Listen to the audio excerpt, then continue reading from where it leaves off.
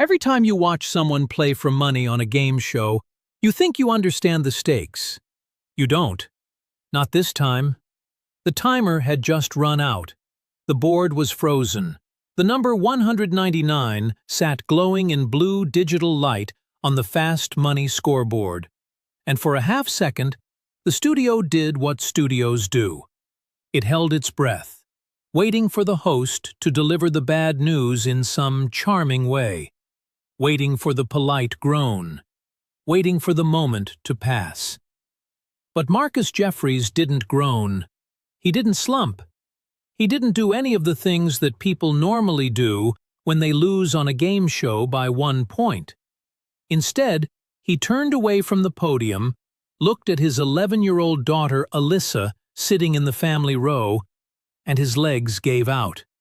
Not a stumble, not a dramatic drop.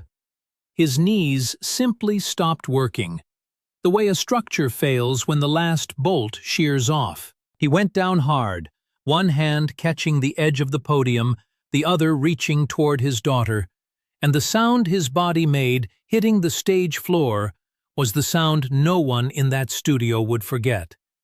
Steve Harvey moved faster than anyone had seen him move in 23 seasons of television. He didn't call for a medic. He didn't signal the producers. He crossed the stage in 4 steps, got down on one knee beside Marcus, and put his hand on the man's back. The audience had gone from clapping to absolute silence in under 2 seconds. Steve said nothing at first. He just kept his hand there, steady, the way you'd hold someone standing at the edge of something. To understand why Marcus Jeffries collapsed over a single point on a game show, you have to go back 19 months, to a Tuesday in March 2023, to a pediatrician's office in Baton Rouge, Louisiana, where a doctor sat across from a 34-year-old pipe fitter and said the 2 words that split his life into before and after.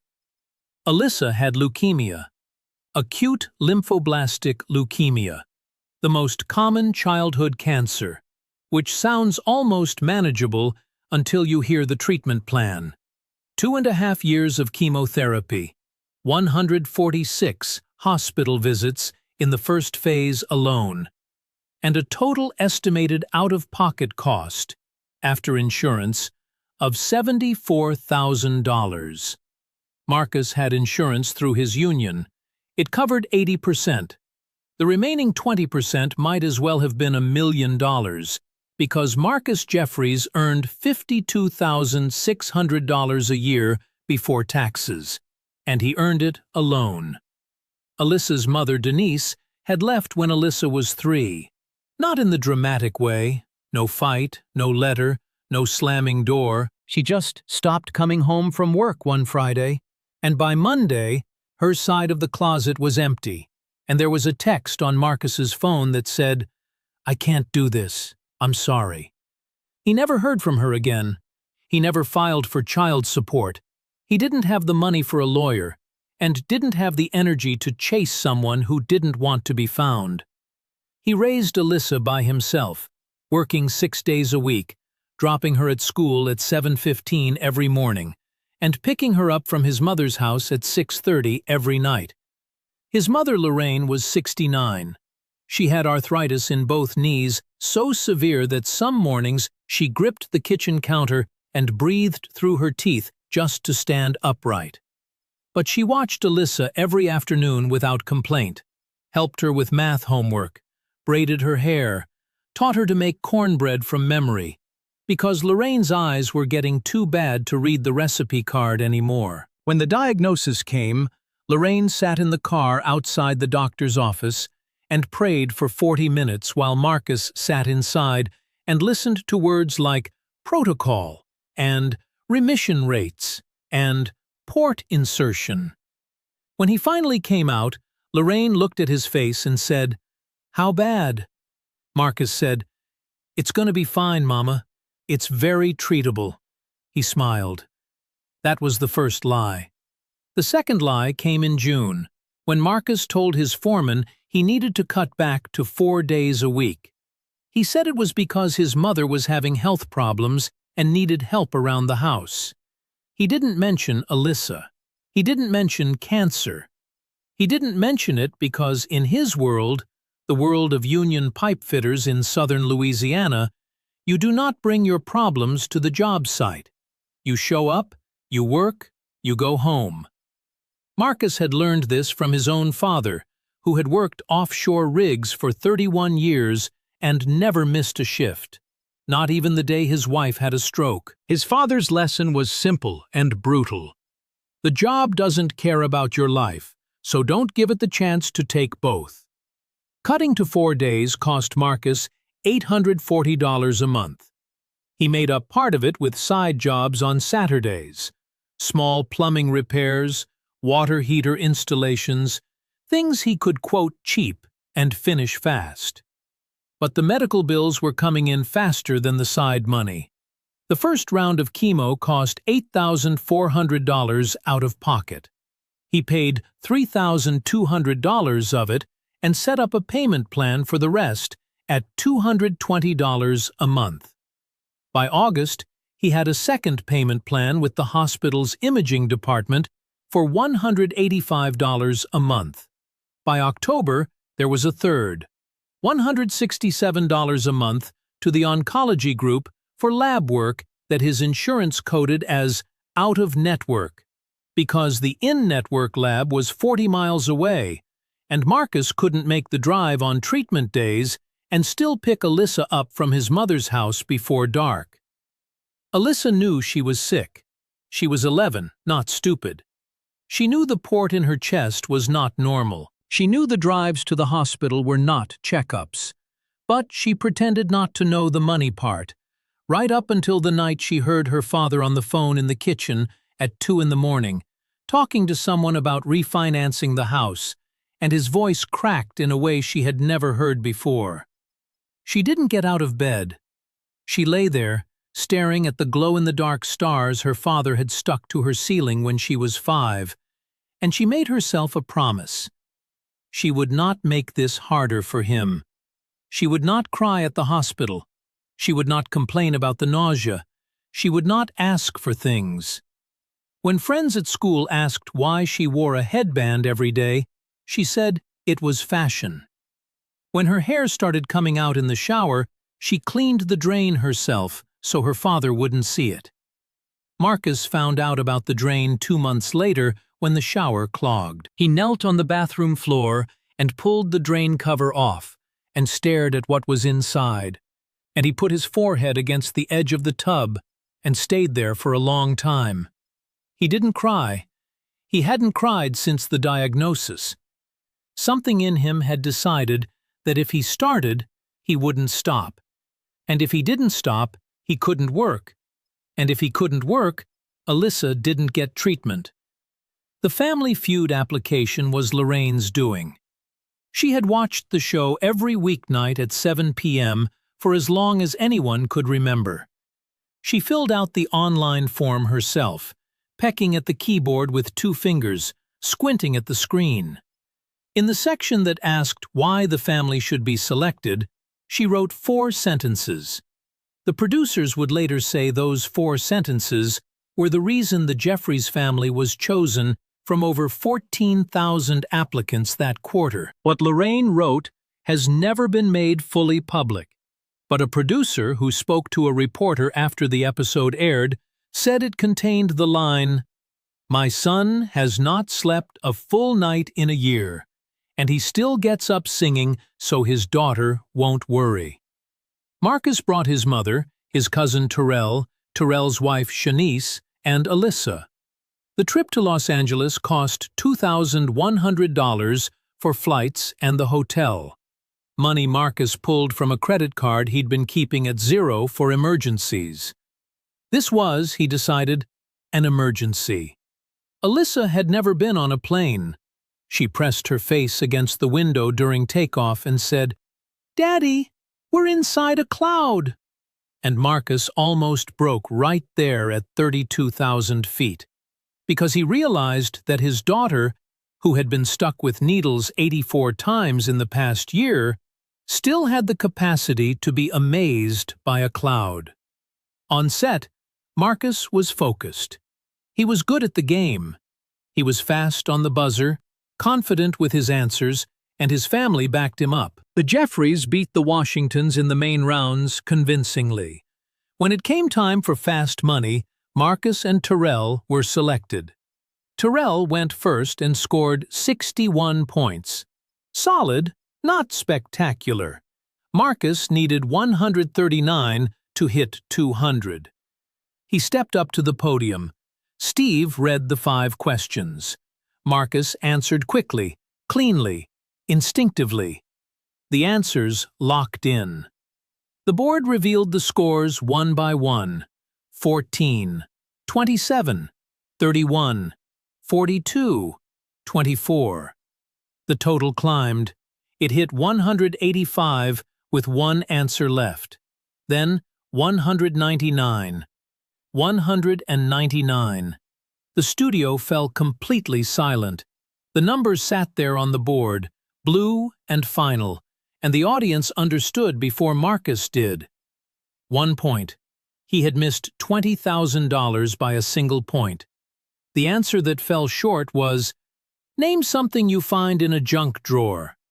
Marcus had said, "Batteries." It scored 24. The number 1 answer was, "Rubber bands," worth 31. 7 more points on that one answer and he would have had it. Batteries instead of rubber bands. The smallest, most meaningless difference in the world. Unless the $20,000 was going to pay for your daughter's 6th round of chemotherapy. That was when Marcus turned, looked at Alyssa, and fell. Steve was beside him in seconds. The audience was frozen. Alyssa started to get out of her seat, but Lorraine, who could barely stand herself, put her arm across the girl and held her gently. Lorraine knew her son. She knew he needed 30 seconds before his daughter saw his face. Steve knelt on the stage floor. He leaned in close. He said quietly, "Talk to me, brother. Tell me what's happening." And Marcus, still on the floor, one hand gripping the podium leg, told him. He told him everything. The leukemia, the bills, the payment plans, the side jobs, the credit card, the drain full of his daughter's hair.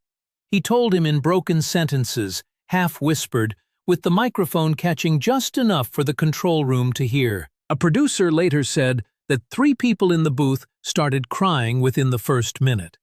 Steve Harvey stood up. He straightened his jacket. He turned to the audience. And he said, in a voice that carried no performance, no showmanship, no polish, just raw, undressed conviction.